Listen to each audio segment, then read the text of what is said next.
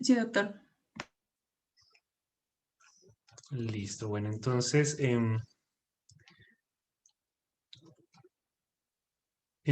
listo. Nos corresponde el día de hoy analizar el tema de los nervios craneales, en oposición a los nervios espinales que salen de la columna vertebral, como ya los habíamos visto. Estos nervios craneales tienen unas características similares, pero tienen unas particularidades que hace que sean estudiados en capítulos diferentes. El principio fundamental de su composición y de su función es la misma, recibir información y transmitirla, pero sus connotaciones anatómicas y su ubicación hace que tengan matices que vale la pena resaltar. En general, los nervios craneales proporcionan una inervación sensitiva y motora a la cabeza y al cuello, incluyendo el control de algo denominado sensibilidad general y sensibilidad especial, que lo vamos a dilucidar en el transcurso de este capítulo. Asimismo, el control voluntario e involuntario. Al denominarse craneales, pues se asume que es porque salen del cráneo, como lo manifestamos, a diferencia de los espinales que salen de la columna vertebral. Estos nervios craneales funcionan como nervios espinales modificados. Tienen tanto componentes sensitivos como también los tienen motores. Sin embargo, nervios individuales pueden ser puramente sensitivos, puramente motores o mixtos, es decir, que tienen la capacidad de ser motor y sensitivo a la vez. Los nervios craneales transportan modalidades diferentes que son agrupadas en 6 grandes apartes. La sensibilidad general, eh, la sensibilidad especial, aquí están mejor, sensibilidad general, sensibilidad especial y sensibilidad visceral, y la modalidad motora que es somática, branquial y visceral. Con esto nos referimos a que la modalidad sensitiva en su condición general es casi lo que más hemos analizado hasta la fecha. Transmite el tacto, el dolor, la temperatura, presión, vibración y la sensibilidad propioceptiva, es decir, aquella que se encarga de determinar o discriminar desde la posición del cuerpo hasta la calidad o cantidad de contacto que se tiene. La sensitiva visceral hace referencia a la transmisión de dolor que acude a través de estas fibras provenientes de las vísceras, particularmente de las vísceras huecas. La sensibilidad especial hace referencia a los sentidos, al olfato, a la visión, al gusto, a la audición y al equilibrio. Tanto audición y equilibrio comparten el mismo nervio. Y en cuanto a la modalidad motora, hace referencia a la motora somática, es decir, a todos los músculos que se desarrollan a partir de los somitas, básicamente la gran mayoría del sistema osteomuscular, a la motora branquial, que son los que se desarrollan a partir de los surcos branquiales, y a la visceral, que se refiere a la que emerge o la que capta la función de todas las vísceras y glándulas, dentro de ellas pues el músculo liso del cual están hechas las glándulas.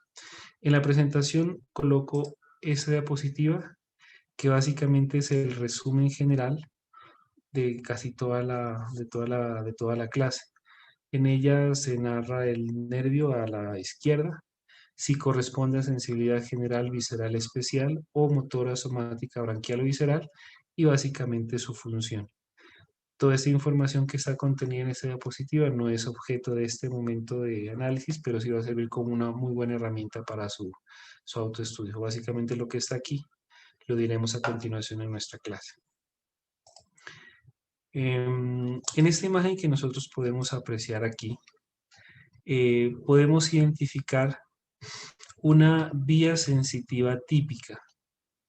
Una vía sensitiva típica es aquella, como aquel modelo anatómico que resume todos los nervios craneales que van a cumplir con una función sensitiva. En términos generales, una vía sensitiva está compuesta por 3 neuronas principales. Una neurona primaria, una neurona secundaria y una neurona terciaria. ¿Quién, por favor, de ustedes me podría indicar o me podría decir en qué lugar se encuentra la neurona primaria, la secundaria y la terciaria, con base en la imagen que ustedes están apreciando allí?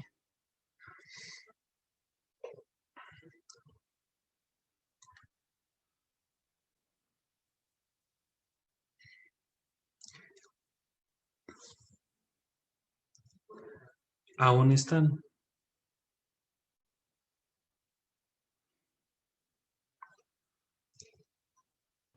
Doctor, Le escucho. la primaria puede ser la aferente, la que viene de fuera del cerebro, la secundaria, la que va desde el tallo hasta más o menos que la zona del cuerpo calloso, más o menos, y la terciaria, la que va hasta la región frontoparietal o paritotemporal. De acuerdo con la ubicación que tiene, pero hay que precisar algunas cosas. Definitivamente, lo que hay que tener en cuenta en la vía sensitiva o aferente es que la neurona primaria se ubica fuera del sistema nervioso central, como usted mismo lo dice, en los ganglios sensitivos. Estos son los mismos ganglios de la raíz dorsal de la médula espinal, pero pues esos como son mucho más pequeños, pues simplemente se pasan por alto. El cuerpo celular de la neurona secundaria se sitúa en la sustancia gris dorsal del tronco encefálico. Los axones de esto cruzan la línea media, como podemos verlo, y se proyectan hasta el tálamo, lo que el doctor manifiesta como cerca del cuerpo calloso. Esos cuerpos celulares residen en el tronco encefálico y forman el grupo sensitivo de esos núcleos de los nervios craneales. Entonces tenemos la neurona primaria por fuera del sistema nervioso central en el ganglio periférico. La secundaria se encuentra en sustancia gris dorsal del tronco encefálico y se proyectan hacia el tálamo. Y la terciaria, los cuerpos celulares, se encuentran en el tálamo y sus axones se proyectan directamente hacia la corteza sensitiva. Y como ustedes pueden apreciarlo, en la imagen eso es lo que están narrando los tres recuadros que allí aparecen. El componente sensitivo de esos nervios craneales, con excepción, oígase bien, excepción del nervio 1 y 2, que es el olfatorio y el óptico, o los olfatorios y los ópticos, consisten en axones de neuronas sensitivas primarias. ¿Qué ocurre entonces con los nervios craneales 1 y 2? Son casos especiales que se explican específicamente cuando vayamos a avanzar cada uno de ellos. Las fibras aferentes o sensitivas de esas neuronas primarias entran en el tronco encefálico y terminan en las sensitivas secundarias y forman allí los núcleos sensitivos. Entendiendo que estas neuronas sensitivas transportan diferentes modalidades, tienden a seguir diferentes vías del tronco encefálico. Cuando hay una pérdida en alguna de esas funciones o de esos trabajos de transporte, depende del lugar de la lesión, pues la manifestación clínica que se tenga. Por ejemplo, las lesiones de un nervio periférico por fuera del sistema nervioso central generan la pérdida de la sensibilidad total que transporta ese nervio en un campo de distribución. Si hay un ejemplo clásico, en un trauma de cráneo donde hay fractura de la base craneal y la fractura, una esquirla de esa fractura rompe el conducto óptico por donde pasa el nervio óptico, que es un nervio sensitivo, pues básicamente la pérdida es completa. Hay una maurosis o una ceguera completamente de ese lado. O un ejemplo más periférico.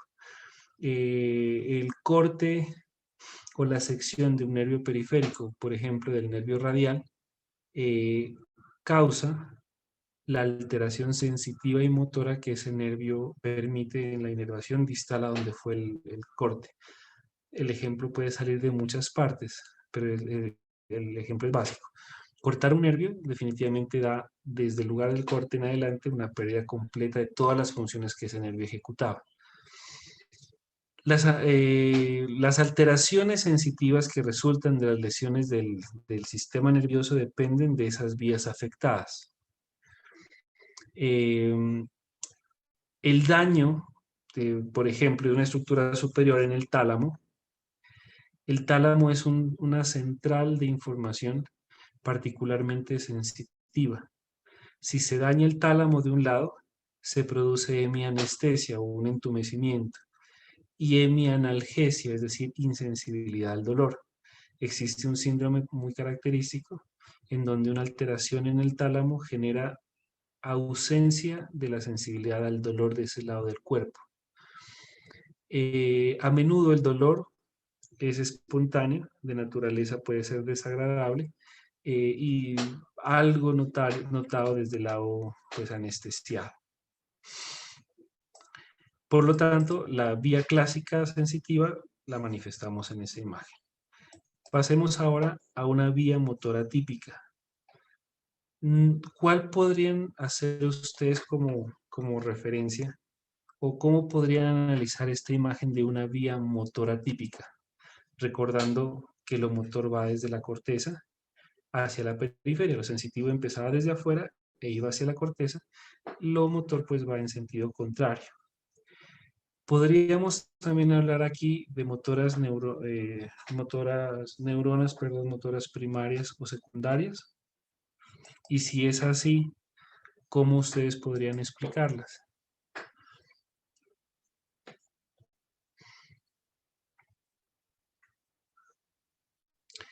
Pueden hacer uso de esa imagen para explicarlo.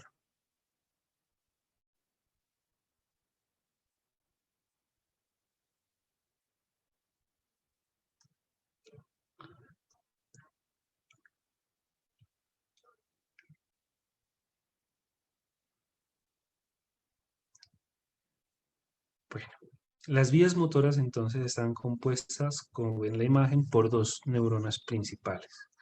Una neurona motora superior, que está más hacia la corteza, y una neurona motora inferior, que se encuentra en núcleos inferiores, en ese caso representados en el tronco encefálico. La neurona motora superior se sitúa en la corteza cerebral. Como pueden ver, el axón se proyecta caudalmente a través de un tracto grueso denominado tracto córtico vulvar y hace contacto con la segunda neurona motora o motoneurona inferior.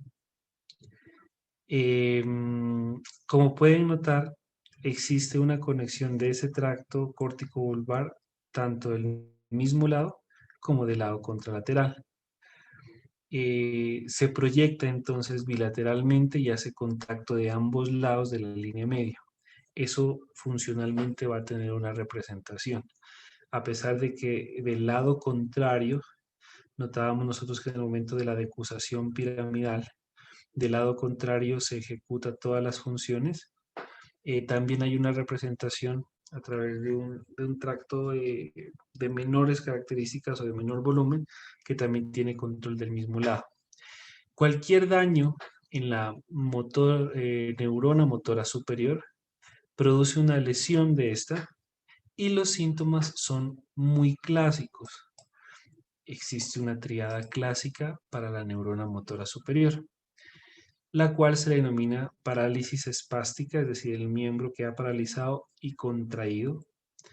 Hay hiperreflexia, los reflejos están exaltados. Hay un signo denominado Babinski, el cual consiste en hacer una estimulación en la planta del pie y los dedos se abren como abanico. La respuesta normal es que al estimular los dedos de la planta del pie, el pie se cierre, los dedos se flexionen, los dedos del pie. En el caso de la síndrome motora neurona superior, hace lo contrario, se expanden, se abren como un abanico. Se incrementa el tono muscular, de ahí el término espástico. Y con el tiempo aparece algo de atrofia por desuso. Puesto que el músculo que normalmente debería inervado y conservaba un tono al no contraerse, pues básicamente pierde volumen y se le denomina atrofia.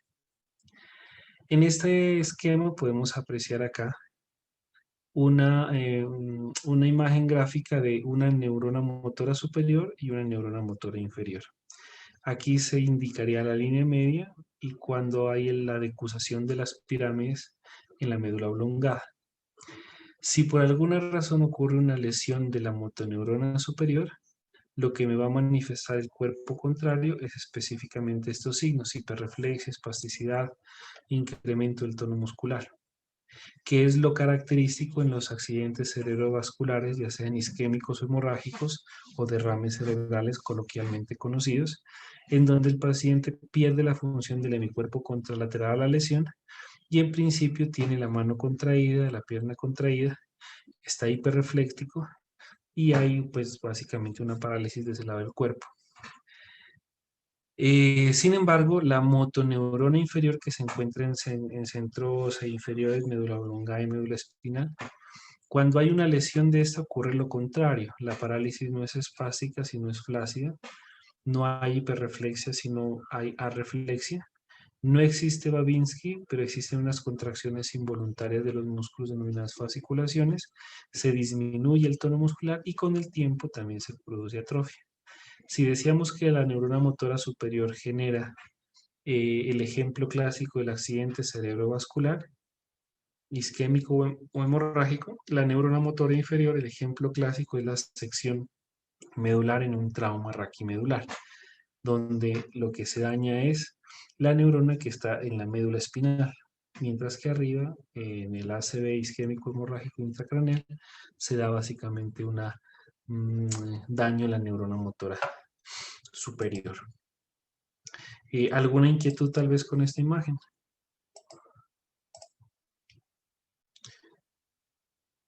De vez en cuando, no voy a preguntar nada, les aseguro, ya no voy a preguntar nada, pero de vez en cuando al menos pónganse de acuerdo y alguien diga sí o no. Yo sé que alguien al menos está ahí, por lo menos para contestar. ¿Puedo continuar tal vez? Sí, doctor. Ay, bendito el cielo, muchas gracias. Bueno, entonces continuamos aquí.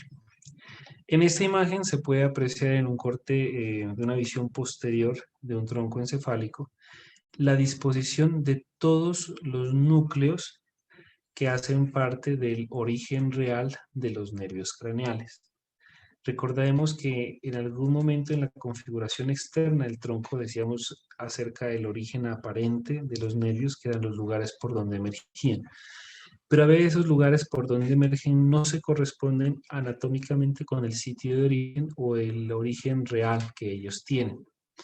En esta imagen se puede analizar básicamente la emergencia o la localización real de los núcleos de los nervios craneales. En mesencéfalo tenemos el tercero, los núcleos del tercero, que es un complejo nuclear denominado Edinger-Westphal. En la parte más caudal de ellos está el núcleo del cuarto, y este es el lugar casi real de su emergencia y aparente también. Noten ustedes que el núcleo del quinto nervio craneal, que es el trigémino, tiene una representación tanto en mesencéfalo como en puente, como en médula oblongada. Toda esta representación de sustancia gris diseñada para la formación del nervio trigémino es la que permite que este nervio cuente con unas condiciones funcionales mucho mayores que otros nervios, puesto que tiene funciones tanto sensitivas y motoras. Si seguimos avanzando en el núcleo del sexto, que se encuentra en la profundidad o en el piso del cuarto ventrículo, el núcleo del séptimo, también ubicado en la parte posterior del puente o en el piso del cuarto ventrículo, el núcleo del octavo, del vestibular y del coclear, que tienen una gran relación con el pedúnculo, si bien recordamos, con el pedúnculo cerebeloso medio, que tiene también relación con el cerebelo que a él se contacta. La cadena de núcleos del noveno, décimo y 11 y del 12, que ya hacen parte tanto de la unión ponto vulvar, perdón, y de todo el surco pre y retroolivar como nosotros lo habíamos visto en los orígenes aparentes. Esta imagen simplemente nos sirve para sensibilizarnos de que los núcleos de los nervios craneales son o ocupan una gran representación del volumen del tronco encefálico. Y eso hace que una lesión a diferentes niveles provoque también unos síndromes específicos, como ustedes los pudieron hacer en sus trabajos, en relación específicamente a los nervios craneales. Ok, entonces, en esta imagen, si hemos hablado de las vías sensitivas clásicas y motoras clásicas, también existen vías motoras viscerales de los nervios. En esta imagen podemos ver el componente motor visceral o parasimpático de la cabeza. Es diferente de las vías motoras somáticas, en las que hay una cadena de 3 neuronas. Esta vía tiene como blanco el músculo liso. Recordemos que también tanto el músculo liso como el músculo cardíaco son tejidos musculares que se escapan al control voluntario de un sistema nervioso somático. Requieren de la precisión de un sistema nervioso denominado autónomo. En este sistema, las neuronas de primer orden o los centros superiores se proyectan en los núcleos parasimpáticos del tronco encefálico. Ubíquense ustedes en el tronco encefálico en esa imagen.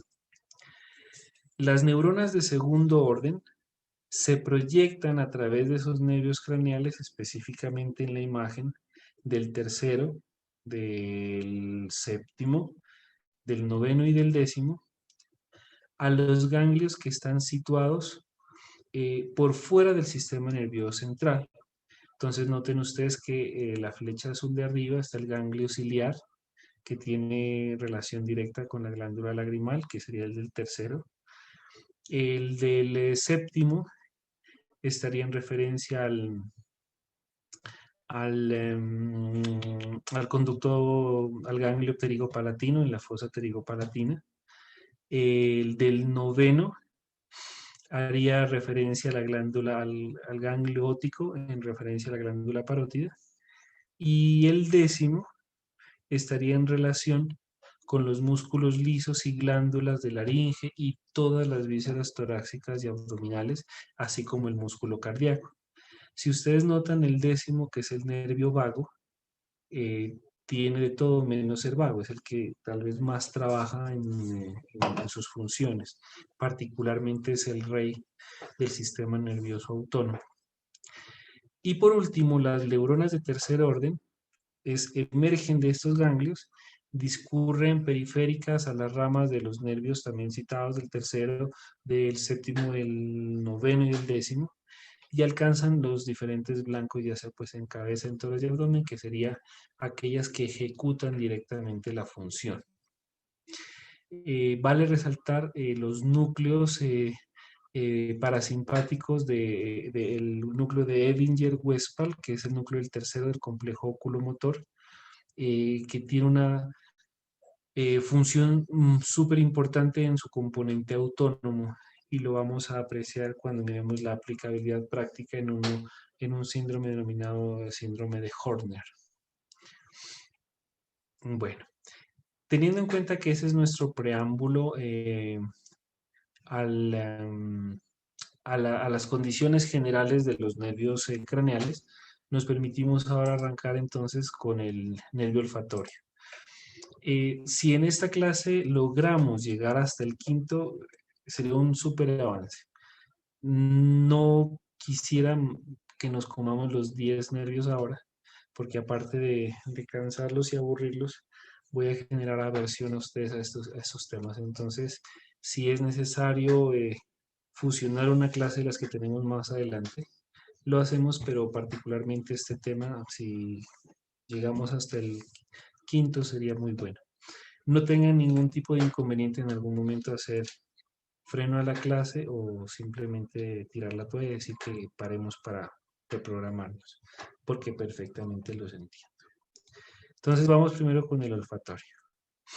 En esta imagen que está indicada aquí en nuestra diapositiva, podemos manifestar que el nervio olfatorio, en términos generales, es el que transporta el sentido especial del olfato. Recuerden que la sensibilidad eh, tiene diferentes modalidades. La de este nervio es una sensibilidad especial y es el nervio 1. Tal vez una forma de recordar que el olfatorio es el 1 es porque la nariz tenemos una, ¿no es cierto? Hay una nariz, por lo tanto el olfatorio es el 1. El óptico es el 2, haciendo referencia a que tenemos dos ojos. Puede ser una mnemotecnia súper eh, fútil, pero les aseguro que les va a servir para la vida entera si la recuerdan de esa forma. En un estudio se identificaba que de las dudas existenciales más amplias que tiene el gremio médico es el nombre de los nervios craneales. Y de todos esos nombres, la confusión más grande que había, de las 3 o 4 confusiones que hay, esta es una de ellas. Darle el número 1 al olfatorio y el número 2 al óptico, que es lo correcto. Bueno, entonces, en esta imagen, como podemos ver acá, funciona como un sentido especial, que es el del olfato. Las estructuras del sistema nervioso central que están involucradas en el olfato se denominan en conjunto rinencéfalo. Y lo habíamos mencionado anteriormente cuando hablamos de un tema particular y de la cara mesial del lóbulo temporal. Manifestábamos que el rinencéfalo es esa área evolutiva de nuestro cerebro que guarda la memoria de los olores.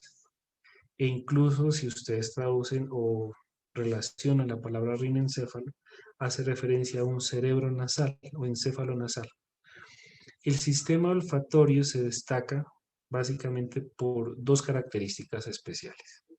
Las prolongaciones eh, periféricas de las neuronas primarias en el epitelio olfatorio actúan como los receptores sensitivos. Y el segundo es que las neuronas aferentes primarias se reemplazan en el transcurso de la vida y pueden hacer procesos de mitosis tan altos como las de cualquier tipo de mucosa. De allí que episodios gripales, donde se genera congestión de la mucosa nasal, daña el epitelio nasal y por lo tanto las terminaciones nerviosas, lo que causa que no haya una adecuada transmisión del estímulo olfatorio y la hiposmia o la anosmia sea una de las manifestaciones características de la gripa. Sin embargo, no únicamente en la gripa se pierde el olfato. Hay una enfermedad en donde la pérdida del olfato antecede en años a la enfermedad. Y si uno hace un adecuado interrogatorio en ese paciente con un factor de riesgo particular y determina que ha perdido la capacidad de oler las cosas en ausencia de episodios gripales o en ausencia de COVID en este momento, ese paciente en meses o años va a desarrollar el Parkinson. La manifestación más temprana del Parkinson, que son el movimiento de temblor de las extremidades con rigidez y alteraciones neurológicas generales, está el preámbulo a esa enfermedad es la hiposmia o anosmia, es decir, la pérdida de la capacidad de oler. Esas dos características son importantísimas del nervio olfatorio, pero hay unas más.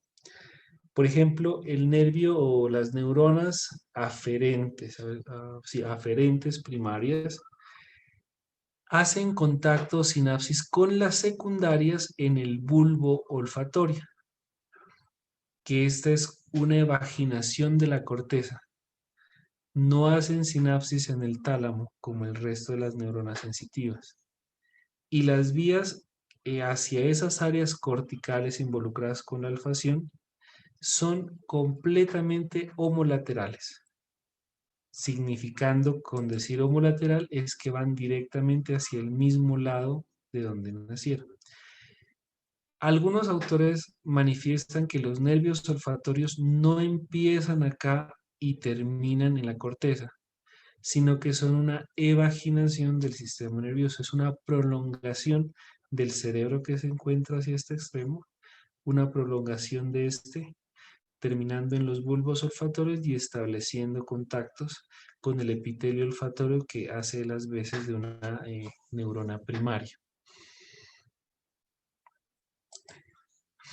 Ok, en esta imagen, en este diagrama que está acá,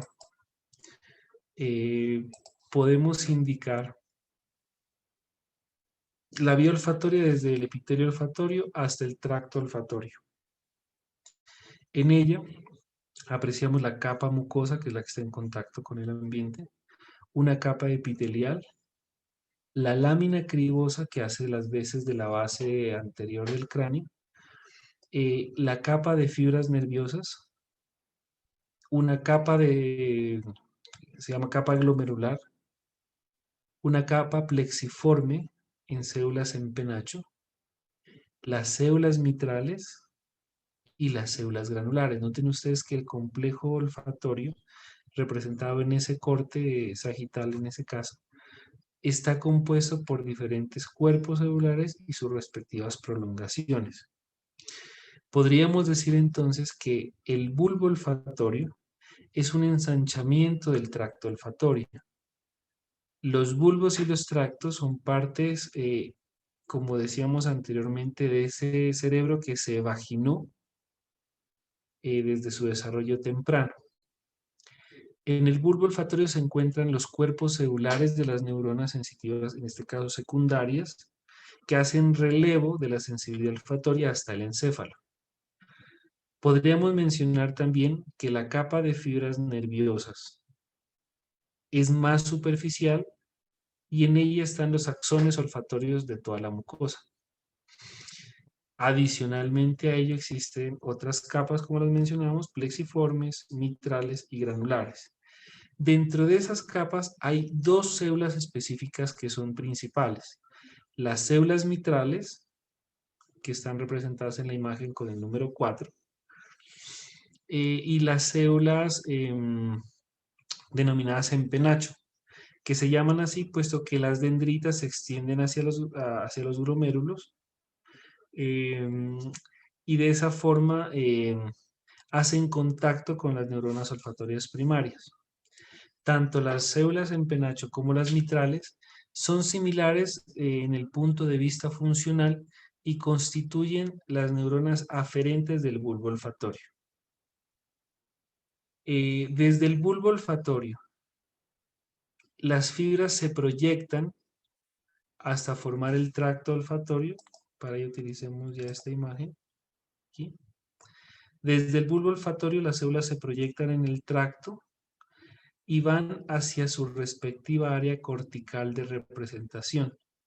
Y esta área de representación es la cara mesial del lóbulo temporal o denominada también el uncus. Pero si ustedes notan, hay una estría medial que se le denomina, estría olfatoria se le denomina medial, que va hacia el lado contralateral a través de la comisura anterior, que es una de las fibras comisurales, así como lo es el cuerpo calloso que conecta los hemisferios de un lado y del otro. La comisura anterior también cumple esa función y dentro de esa comisura anterior podemos tener entonces la estría olfatoria que va directamente hacia el lado contrario. El área olfatoria consiste específicamente en la corteza del uncus, o a esta área se le denomina entorrinal, y específicamente allí queda un giro en la parte mesial del uncus, que es el giro parahipocampal. Es muy importante recordar en esta parte que las epilepsias que se generan en el lóbulo temporal, específicamente las más frecuentes en la pared mesial del lóbulo temporal que estamos señalando acá, la primera manifestación o el aura de esa epilepsia, si ustedes recuerdan o los que han escuchado, los que no, se los cuento, las epilepsias en su gran mayoría presentan un cuadro clínico que las antecede, que se le denomina el aura epiléptica. El aura epiléptica es lo que hace que el paciente con epilepsia sepa que en los próximos segundos o minutos va a venir una crisis convulsiva. En algunos casos los pacientes sienten un área de adormecimiento en su cara, en sus manos, eh, otras sensaciones sensitivas, fasciculaciones, que son más respuestas motoras, pero las del lóbulo temporal son muy características y el paciente las refiere con que empieza a oler aromas extrañas. Él está consciente, pero empieza a olfatear cosas extrañas. Y esas cosas extrañas van desde aromas agradables en la minoría de los casos y en la gran mayoría de los casos aromas desagradables. Esas aromas desagradables se les denomina cacosmia, es decir, olor, percepción olfativa desagradable. Y el paciente epiléptico del lóbulo temporal manifiesta que segundos o minutos antes de su crisis empieza a oler.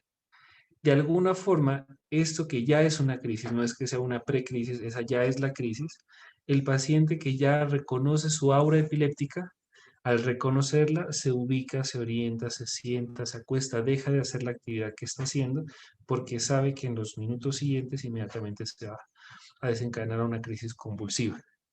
Noten ustedes que la explicación anatómica de que la crisis olfativa desencadena la crisis epiléptica está específicamente representada en esa área mesial del lóbulo temporal. ¿Por qué? Puesto que el bulbo sigue a través del tracto a través de la sustancia perforada anterior, por la parte mesial del lóbulo temporal y llega a esa área entorrinal o el uncus o giro parahipocampal del lóbulo temporal, y allí es donde se perciben las aromas.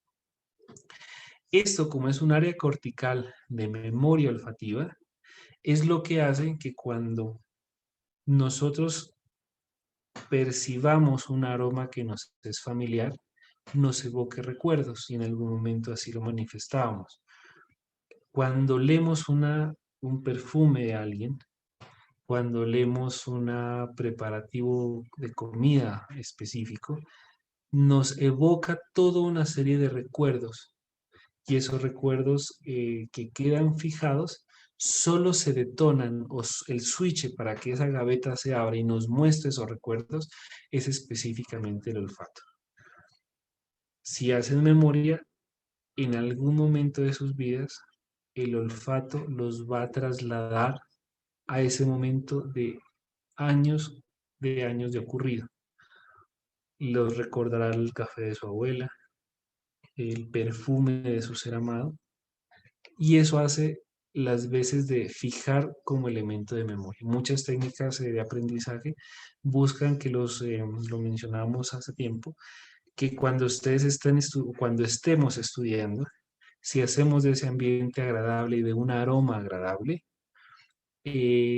evocar esa aroma nos va a generar que se abra toda esa gaveta de recuerdos que pues en tiempos de estudiantes son bien importantes encontrar esas gavetas, que allí están. El problema es abrirlas y el problema es nuevamente evocarlas.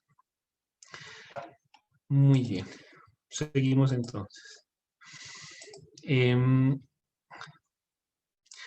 esta imagen nosotros podemos apreciar en una visión inferior la composición de los bulbos olfatorios en la parte más superior, el tracto olfatorio con su estría lateral y medial a través de la sustancia perforada anterior, y cómo llega a la corteza entorrinal, específicamente al lóbulo parahipocampal, que se corresponde con el área más mesial del lóbulo temporal.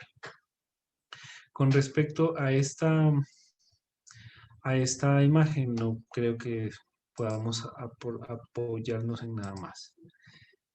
Ya casi finalizando el nervio olfatorio, podemos notar nosotros en esta imagen cómo el nervio olfatorio desde la base del cráneo anterior se proyecta hacia atrás, sustancia perforada anterior, cómo llega hacia la corteza mesial del lóbulo temporal, y especialmente nos muestra una serie de conexiones que tiene con otras estructuras incluidas en ella, estructuras del tronco encefálico.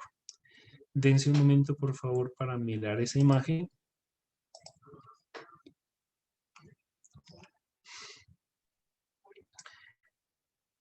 Decimos entonces que el sistema olfatorio es una red de comunicaciones que tienen grados diferentes de complejidad.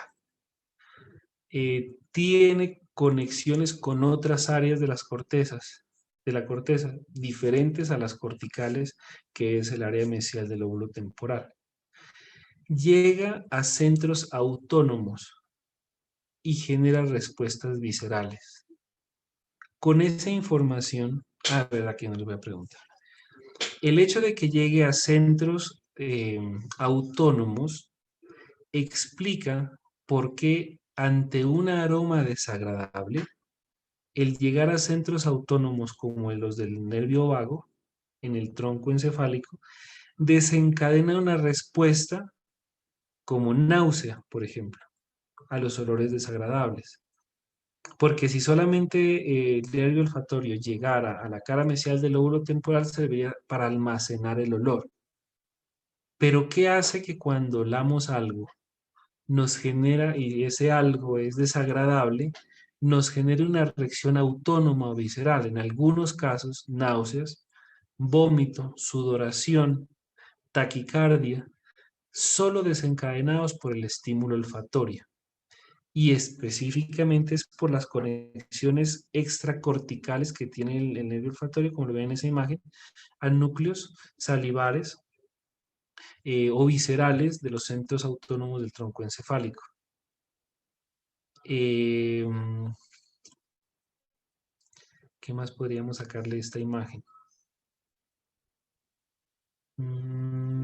Por ejemplo, no hagámoslo solo el ejemplo con el lado desagradable. Un aroma agradable de un alimento agradable genera en los núcleos salivares y en los núcleos viscerales del nervio vago que se acelere el peristaltismo, que se aumente la secreción gástrica y que se produzca en mayor cantidad saliva, porque si está oliendo rico, necesito preparar mi boca en la saliva, mi tracto digestivo y mi estómago con jugos gástricos que me permitan digerir, porque en mi condición evolutiva, aquello que está oliendo rico yo debo comérmelo, ¿no es cierto? Y en algunas ocasiones lo que no está conectado a ese olfato es con el núcleo del bolsillo, puesto que ocasionalmente cuando el bolsillo está vacío, pues no hay otra forma que solamente contemplar o percibir el aroma y dejar que el organismo proceda a hacer su respectivo duelo cuando no puedo consumir aquello que está oliendo tan rico. Bueno, terminamos entonces con el nervio olfatorio. Doctor, una pregunta. Le escucho, doctor. Las estrías blancas y la estría gris, ¿dónde se encuentran ahí? ¿Estría blanca y estría gris? Sí. No la he leído en ese contexto, doctor. Así Es que como estría en, blanca y estría es gris. que en anatomía nos decían que después o sea, que después del tracto olfatorio, cuando pasaba por el surco olfatorio del lóbulo frontal, se encontraban eh, tres estrías, dos blancas, una medial, una lateral, que se iban la medial al lóbulo frontal y la lateral al giro parahipocampal. Y la gris, que era la intermedia, que era inconstante, decía, pero, y que era en la sustancia perforada anterior, pero más no nos dieron información de eso. Hasta la información que usted tiene con la estría medial y lateral, estoy de acuerdo con usted. Completamente hasta allí me llega a mí también la información.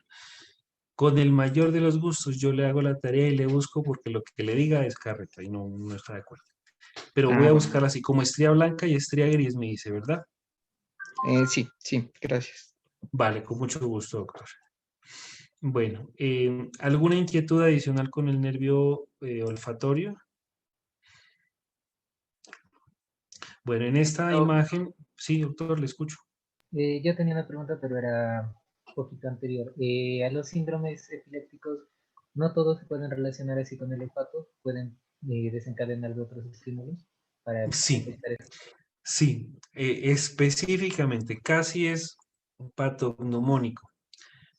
Eh, la alteración olfativa o la percepción, la dispercepción olfativa es exclusiva del lóbulo de la epilepsia, del lóbulo temporal. Las auras epilépticas de otros lóbulos se manifiestan con las funciones de esos lóbulos. Manifestaciones sensitivas, motoras, visuales, auditivas en algunos casos, pero específicamente la parte mesial del lóbulo temporal tiene mucha relación directa con el olfato. De hecho, cuando un paciente manifiesta, siento algo de un olfato, una aroma extraña antes de que me dé la crisis, casi más de tu 90% de diagnóstico se va a centrar en el lóbulo temporal. A pesar de que algunas epilepsias pueden tener conexiones con otros lóbulos, pero específicamente esta es del lóbulo temporal. Listo. Seguimos entonces con el óptico. En este nos vamos a tardar un poquito más. El nervio óptico transporta pues, el sentido especial de la visión.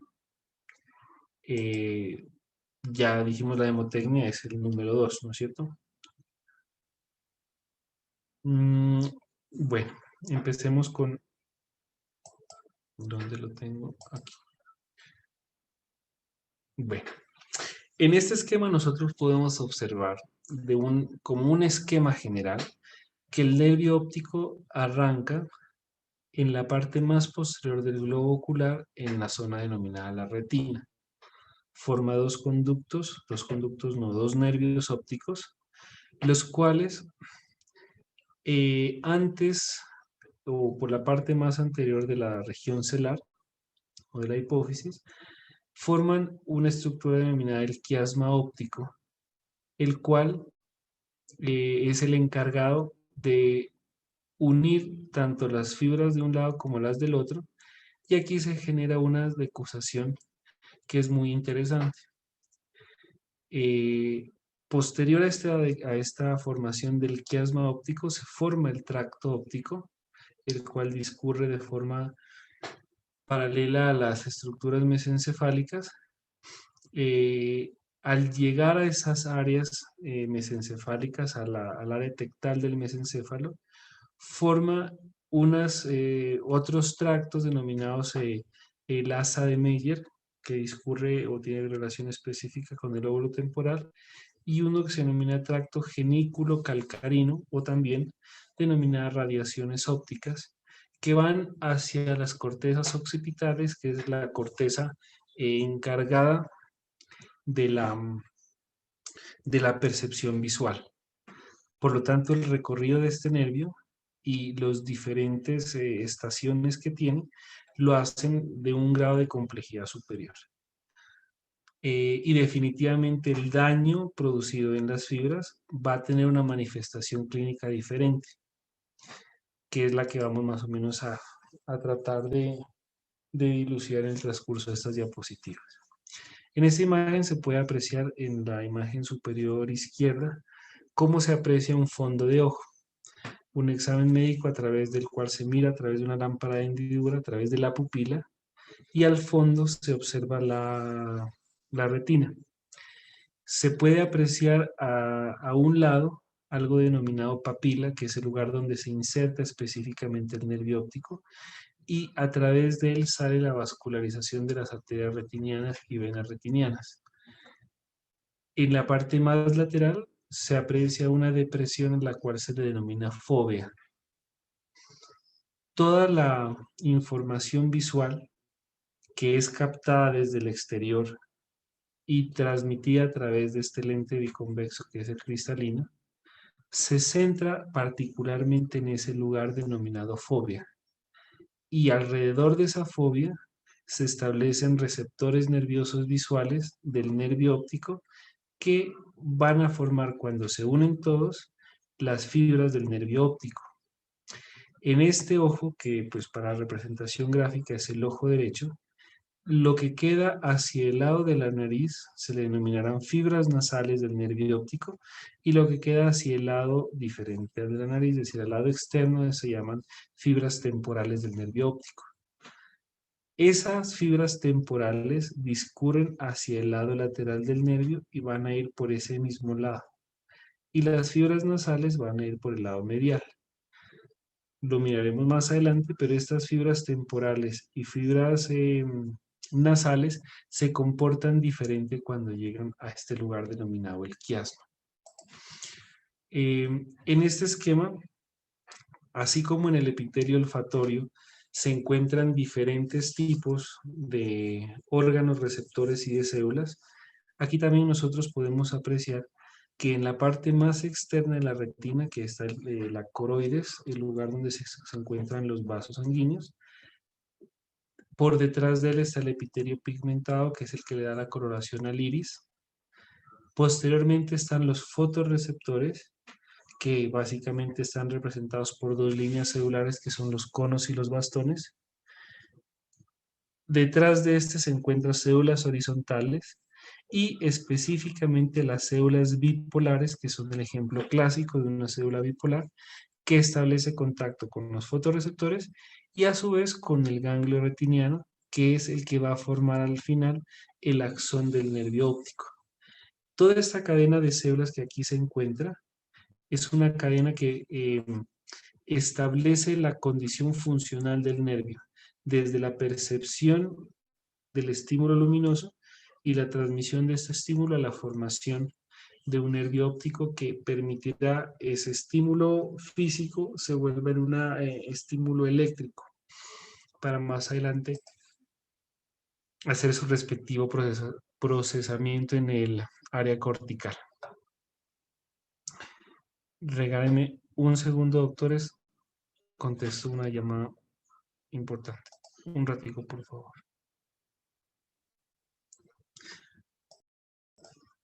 Sí, aló.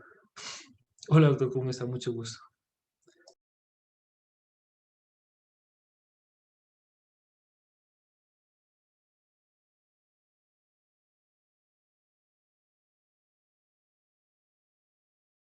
Sí, sí, nosotros lo hicimos. Pues al terminar quedó con buena presión. Hizo unos episodios de bradicardia en el transoperatorio, pero estuvo muy inestable, muy inestable. Dejamos nota de hacer tomografía muy temprana porque tiene todas las posibilidades de tener que hacer reintervención en eso. Sí, a mí sí me gustaría que le hagan una tomografía ya. Sí, que estaba muy volada la coagulación y no sé. Sí, a mí me da impresión lo mismo. Por eso colocamos tranexámico en dos oportunidades en el transoperatorio. Pero había un sangrado en capa que no se contenía. A mí me parece, incluso si es necesario reintervenir, lo hacemos ya porque esta es una muy buena hora y no que nos coja en la madrugada el tema. ¿Qué le parece? No, yo estoy terminando una cosita, pero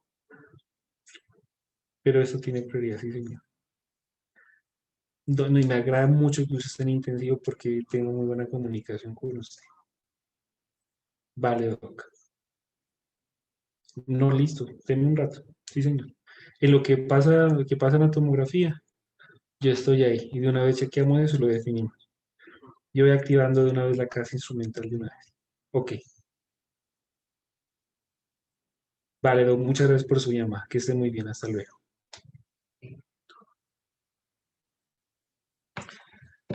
Mm, doctorísimos queridos, quiero pedirles un inmenso favor. Tengo una complicación en un paciente operado que no me va a dejar concentrarme en lo que sigue. Hagamos una pausa acá. Voy a enviar en este exacto momento, antes de que yo me olvide, voy a enviarle a su representante un libro. Ahí, aquí está. Un libro que no es el original como muchos de los que yo tengo, pero en algún momento cuando podamos hacer la reparación lo tendremos, pero mientras tanto nos sirve para el tema que nosotros tenemos ahora. Voy a enviarle a la doctora Yurani entonces este texto. ¿Dónde lo tengo? Documento. que quiero que por favor lo empiecen a revisar. Se llama Nervios Craneales, de Editorial Panamericana. Aquí está. De aquí es de donde se han sacado todas las imágenes de esta presentación. Está muy agradable de leerlo, muy, muy agradable de hacerlo. Quisiera que por favor la doctora se los comparte el día de hoy y si son tan amables, busquémonos un espacio de tiempo en esta semana en la que podamos hacer el resto de clase que nos falta. Les pido el inmenso favor y les pido excusas también por no completar la clase en este momento. Confírmeme, doctora Yurani, que llegó el texto a su WhatsApp.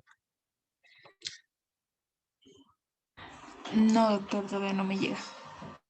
Aguarde un rato, pero no me quedo tranquilo hasta que no le llegue.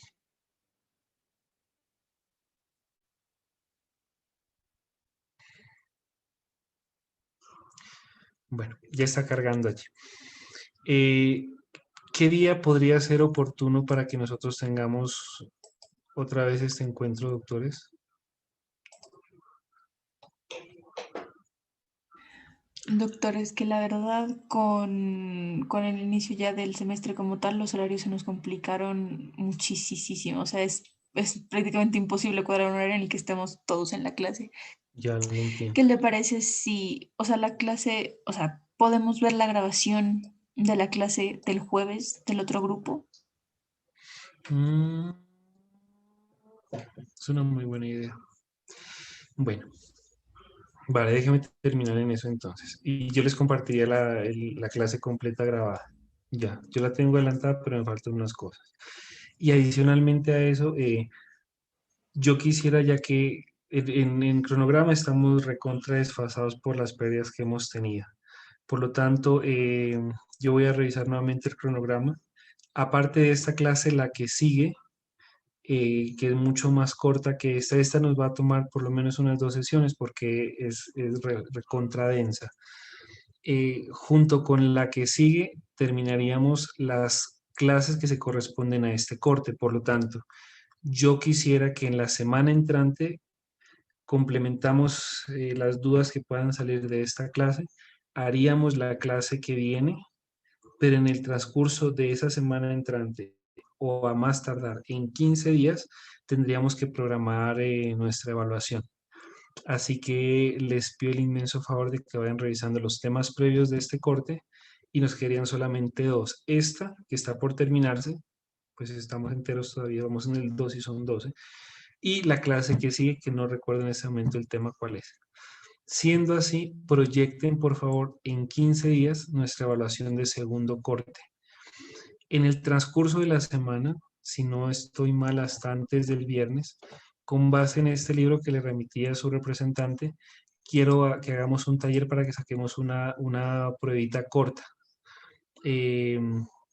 adicional al taller que previamente habíamos hecho. Quiero que esos talleres, por favor, punten muy buena nota porque el examen, no se confíen del examen parcial, que como el tema es denso, es mejor asegurar su 15% con examen, con taller. Dígame, doctora, si ya le llegó el libro. Sí, doctor, ahora sí, ya lo Ahora compartí. sí, por favor. Entonces lo comparte con el grupo. Me excusan, pero debo ir a mitigar mi obsesión y compulsión en un casito.